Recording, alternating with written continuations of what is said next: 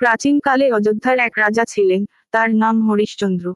তিনি সত্য ও ন্যায়ের পথ অনুসরণ করতেন এবং প্রতিশ্রুতি রক্ষার জন্য যে কোনো ত্যাগ স্বীকার করতে প্রস্তুত ছিলেন।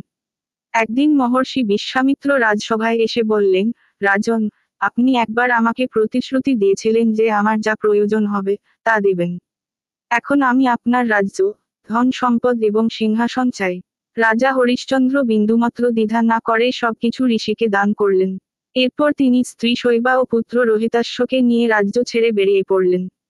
অর্থের অভাবে তিনি বারাণসীতে গিয়ে এক শ্মশানে রক্ষকের কাজ নিলেন। একদিন তার পুত্র অসুস্থ হয়ে মারা গেল। শ্মশানের নিয়ম অনুযায়ী রাজাকে নিজের সন্তান দাহ করতে কর শুল্ক দিতে বলা হলো। হরিশ্চন্দ্রের কাছে কোনো অর্থ ছিল না। তিনি ও তার স্ত্রী কাঁদতে লাগলেন। কিন্তু সর্যনিষ্ঠ রাজা অন্যায়ের পথ নিতে রাজি হলেন না। অবশেষে তার সততার পরীক্ষা নিতে দেবতা ইন্দ্র ও মহর্ষি বিশ্বামিত্র সেখানে এলেন এবং রাজাকে আশীর্বাদ করলেন। দেবতারা রোহিতাশ্বকে পুনর্জীবন দিলেন এবং হরিশ্চন্দ্রকে তার রাজ্য ফিরিয়ে দিলেন।